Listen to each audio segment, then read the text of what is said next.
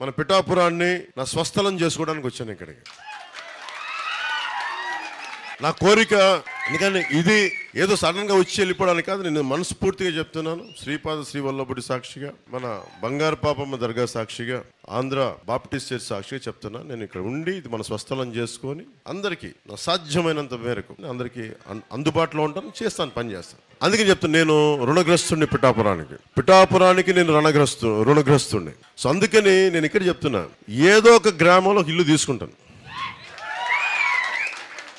ఏ గ్రామంలో 54 గ్రామాలు ఎక్కడ ఉండాలి, ఏ మండలంలో ఉండాలని ఎత్తుకుతున్నా. భగవంతుడు శ్రీపాద శ్రీవల్లభుడు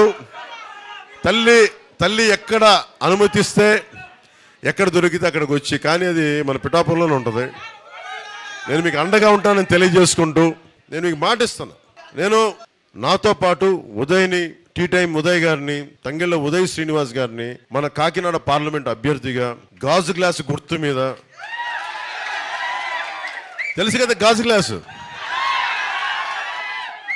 పగిలే కొద్ది పదులే కొద్ది గాజు గ్లాసు కాదు, కష్టపడి నేను నిజంగా చెప్తున్నా. ఉదయ్కి సంవత్సరం కూడా అవల బాధ్యత అప్పచెప్పి ఇంత బలోపేతం చేశాడు పార్టీని.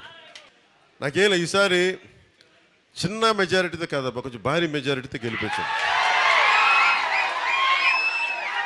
ఎందుకంటే నేను ఆలోచిస్తే నేను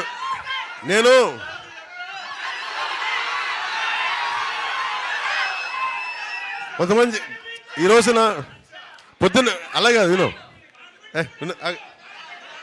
పొద్దున్నే అడుగుతా ఉన్నారు, పొద్దున్న ఎవరు చెప్తా ఉన్నారు, మరీ అంత లక్ష్య ఆశించడం దుర్మార్గం, అంత ఆశించకండి అంటున్నారు. మీరు అంటే నేను కోరుకుంటుంది ఏంటంటే, అంతేనంట, నేను కోరుకుంటుంది ఒకటే, నా జీవితంలో విజయాలు చాలా తక్కువ చూశాను, ఎప్పుడు అపజయాలు ఎదుగుతూ వచ్చాను. సినిమాలు ఫ్లాప్ అవుతుంటే హీరోయిన్ అయ్యాను నేను. అందుకే హరీష్ శంకర్ ఉస్తాద్ భగత్ సింగ్ ఒకటే అడిగాడు, మీరు ఎప్పుడు గెలుపులో ఎదగడం కంటే కూడా మీరు ఓడిపోయే కొద్ది ఎదుగుతారు మీరు. అలాగే మా గ్లాసు